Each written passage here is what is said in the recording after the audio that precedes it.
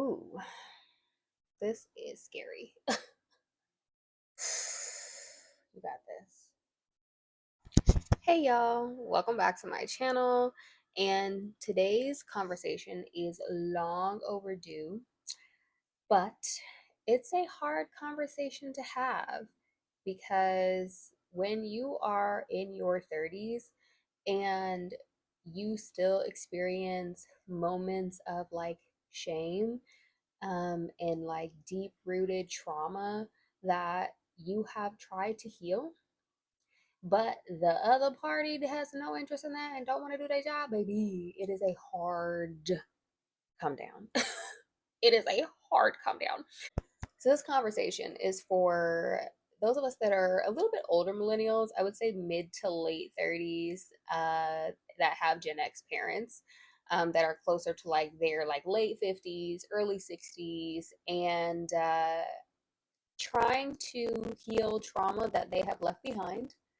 But you find that doing that doesn't serve you. And so instead of continuing to put yourself under necessary duress, the best course of action is to remove yourself from the situation and to distance yourself. All right, y'all, story time. So, y'all know, or if you don't know, I have been back in my hometown of Kansas City for like the last 2 years ish, like going on 2 years. And it's one of those instances where coming back to where you grew up makes you feel smaller, makes you feel not as confident. It just really shrinks you because of a myriad of things and circumstances. Like, one, having to move back in with my parents after like losing my remote job. That was tough. And to still be in that position is very tough because it's kind of like hitting rock bottom as an adult when you feel like you have to move back in with your parents. And I was one of those adults that left when I was, 18 years old, have never been back to live with my parents until 2 years ago.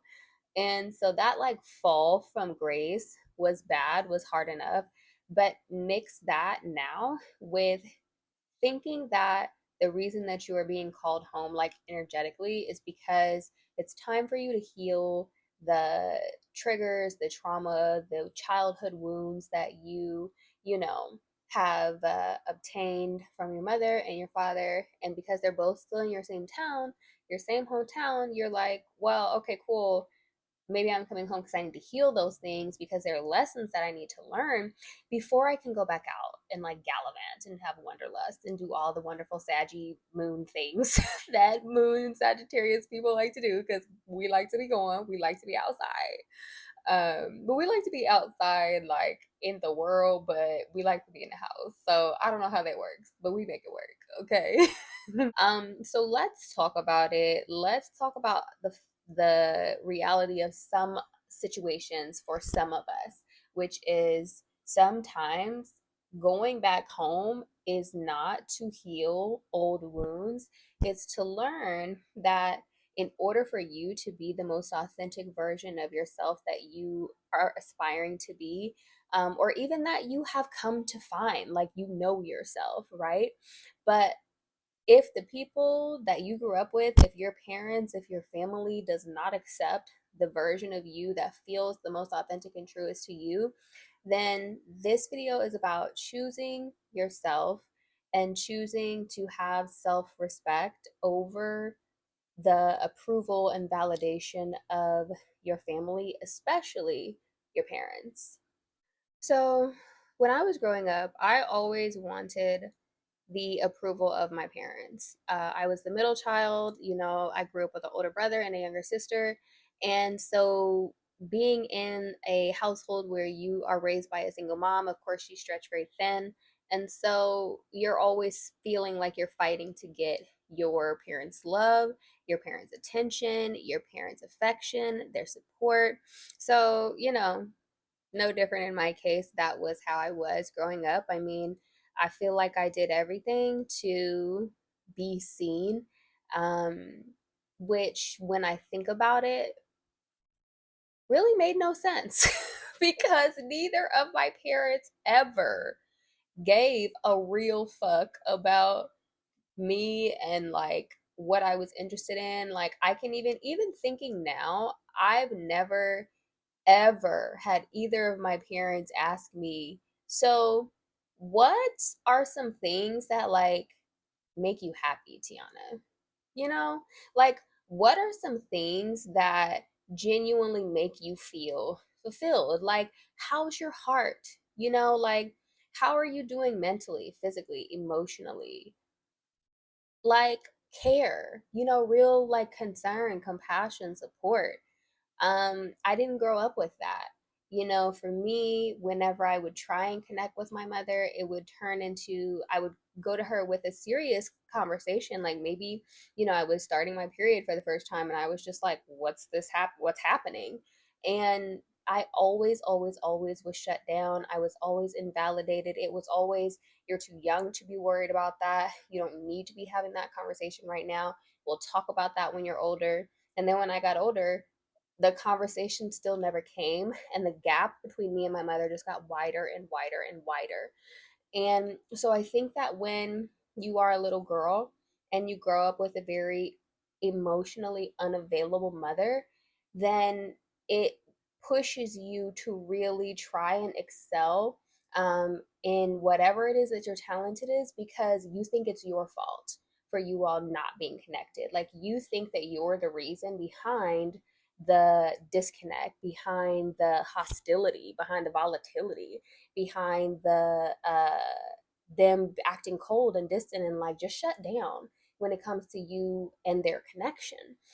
And so, growing up to be molded in this way as a young woman, as an individual, it really shapes you emotionally, to be very cold, to be very hard, very numb, very distant from people emotionally. It takes you a long time in your adulthood to learn how to feel your emotions and learn how to regulate those emotions.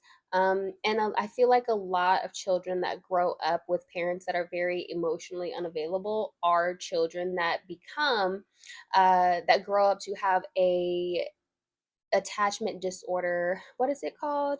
Avoidant. So they are the ones that grow up to become avoidants in dating, in familial situations. Like they're just the person that's like, it's not safe for me to share myself. It's not safe for me to be vulnerable. So I'm just going to go ahead and remove myself if things get hot, if there's some tension, if there's some feelings that I don't like or that make me uncomfortable. If somebody criticizes me, I'm just going to take a step back, because what you're not going to do is invalidate me even further than anybody already has. Like, I'm just not going to accept that. And I'm at a point in my life as an adult, I can choose to not engage with people that invalidate me. And so when you grow up to become that adult that is focused on, maybe you're focused on accolades, you're focused on getting a lot of degrees, you're focused on having a really nice job so you can go back to your parents and say, "Hey, look, I did this thing. Are you proud of me yet? Are you proud of me now?" And for them to still be like, "Still not good enough. You should still be doing more. It's still not good enough. I still don't care about you." Like, I think that's more so what it is than anything, is it's the, no matter what you do, I don't care. It doesn't really even have anything so much to do with you being an achiever, because I have a lot of accolades, and my mom and my dad, they say they're proud of me, but it was always proud, it was always like performative. Like they would be proud of me outside of the house. They're proud of me whenever they're talking to their friends. They're proud of me whenever they're talking to other family members. But whenever it came to personally like telling their child, "I'm proud of you, I really think that you're an amazing person. You grew up to be a great, kind human being," that doesn't happen. And so you continue to do things to seek their approval, their love, their validation that you think at some point that you'll get. And what's interesting is that in therapy, I feel like a lot of the healing that people talk about, like therapists talk about, is they're like, well, you know, healing is for you. And so if you go and you talk to your parents and you tell them how the things that they have done made you feel, then that should be closure enough. Like, whether they acknowledge it or not is irrelevant. The way that you heal is for you to move forward, tell them how you feel, see if you guys can mend and heal your relationship. Like, talk about how they made you feel, let them express themselves and how they were as an adult and how they didn't know. And, they were just doing the best that they could. And it's like, you have these conversations over and over and over and over and over until it comes to a point of where you've had the conversation so many times that they feel like they're like, look, I've apologized for the things that I did in the past. What I'm not going to do is continue to apologize for them. If you have something that comes up that happens between us that happens to trigger that wound, I don't care because I've apologized for it. I haven't really taken accountability for it, but I have apologized for it. So in my mind, that means that I am expunged, absolved of all responsibility for that situation. So if it's still coming up for you and it's still a problem for you, yeah, that's a you problem. But I still want us to have a super close relationship, and I still want you to treat me like I'm mom of the year. Because now that I've apologized, in my mind, I am. That's the reality of how it is when you grow up with emotionally unavailable parents. Some would say borderline narcissistic, like the type of individual that, as long as the action isn't happening to them, they don't care if they're associated with people that have hurt you. And being back in Kansas City, being back in this environment, um, yeah, I really felt like the last 2 years, at least the last year of my life, I was supposed to be here and focused on healing and mending the relationship between me and my mother and my father. And I feel like spending so much of my time and so much of my energy on still seeking that approval for the last 2 years completely crippled me from being myself. um I felt a lot of shame around being my authentic self because a lot of what I'm interested in, a lot of the things that fulfill me, that I like to talk about and that I like to teach about, are things like, sex, feeling good, pleasure.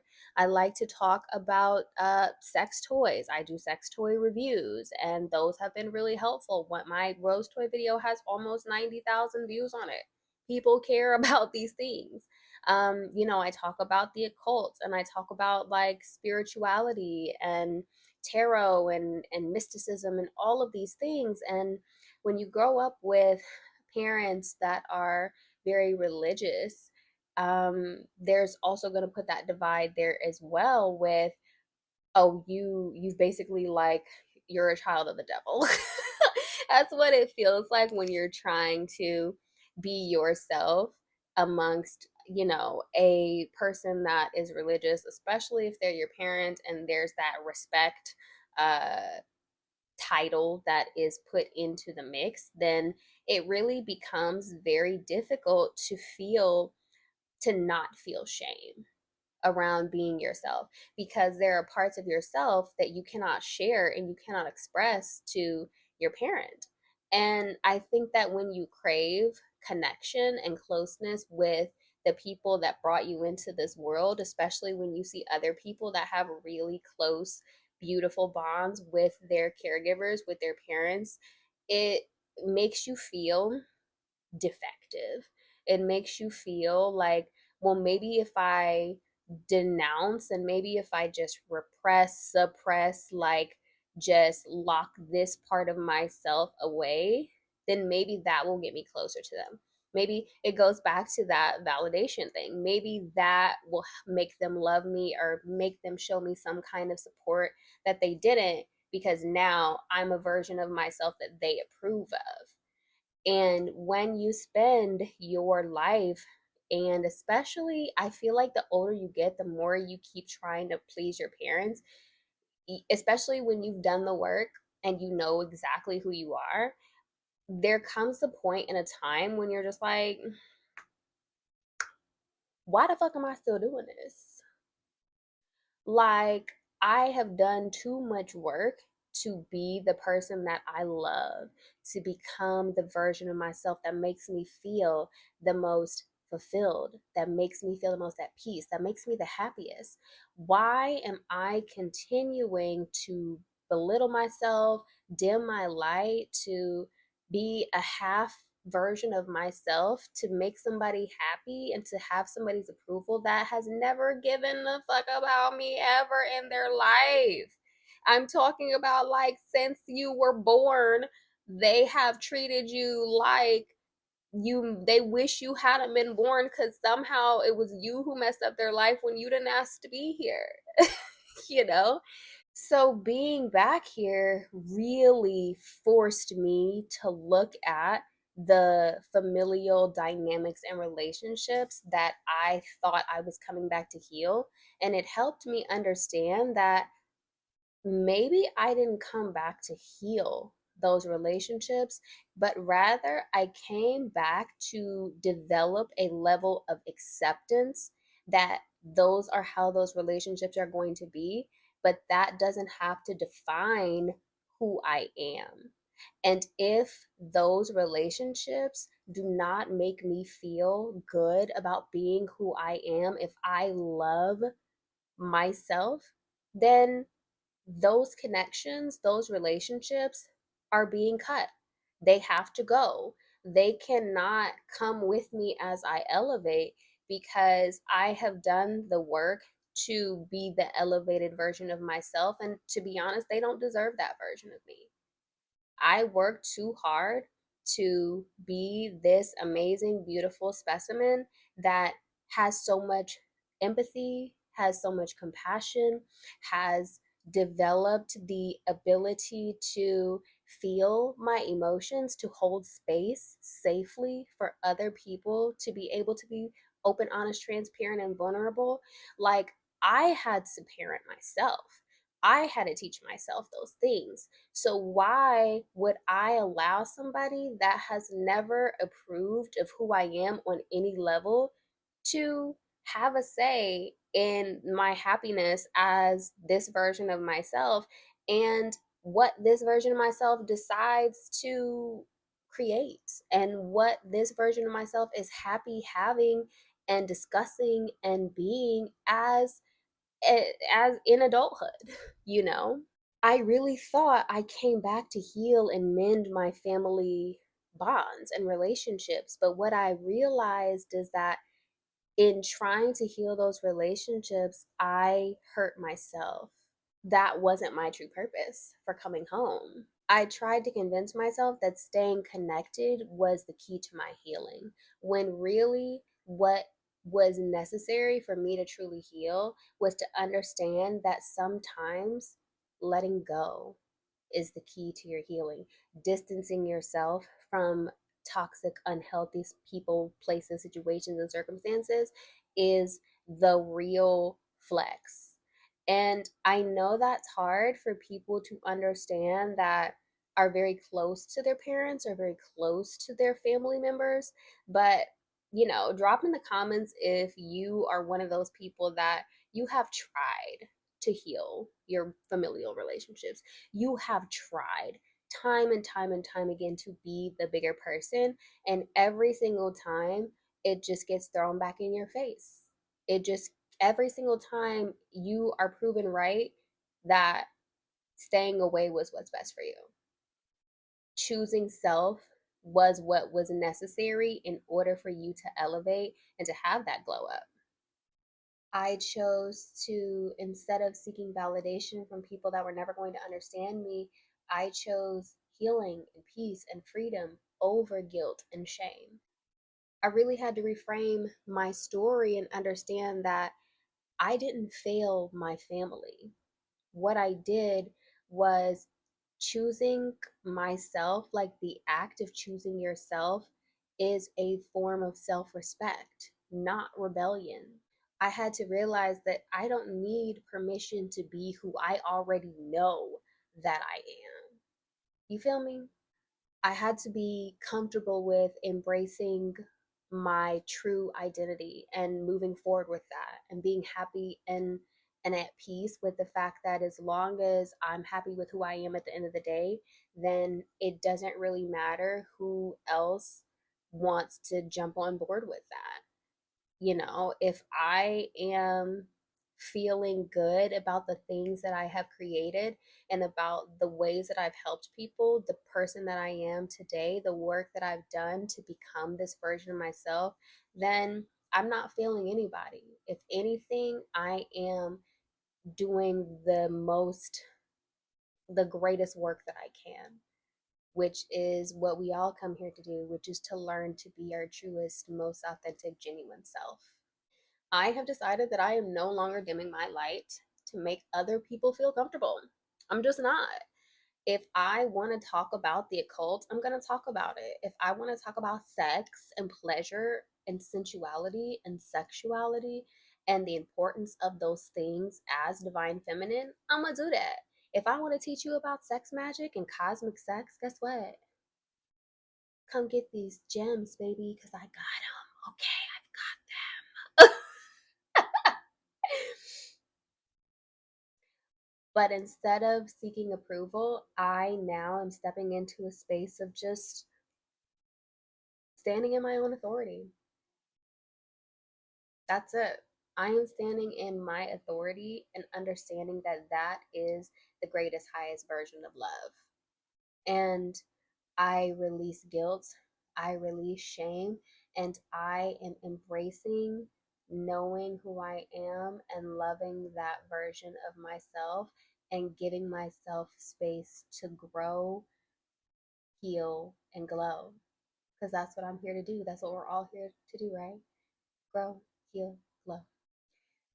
So, an affirmation that I have started sharing with myself is I release guilt, I release shame, and I choose me. And if you need that, take that. If that is an affirmation that really resonates with you and you've been going through a similar situation, please use that, say it daily, and remind yourself that it's okay to choose yourself when other people never chose you. And if they had the choice, they would choose anything but you.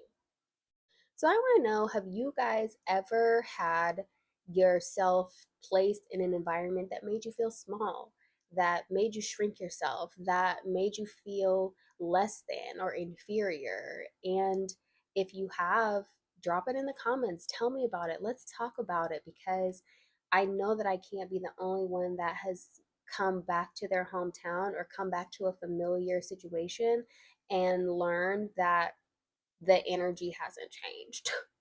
That those people are still going to be those people and we left for a reason. And just because we're back does not mean that we have to be involved with those people. We can still decide to be here but separate. And that will help us stay whole, happy, and complete and continue to live our best lives.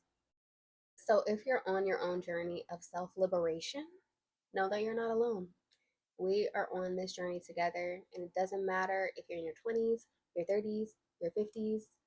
Any act of self approval, self acceptance, self love is something that I'm always going to be here to hold space for. So that's it, guys. I really just needed to get that out of my system. If you resonated with that, please make sure that you like, share, comment, subscribe, all that fun stuff. And I will see you guys in the next one. Until next time, always remember, love yourself, love others, and until next time, feel free to sip on this. Peace.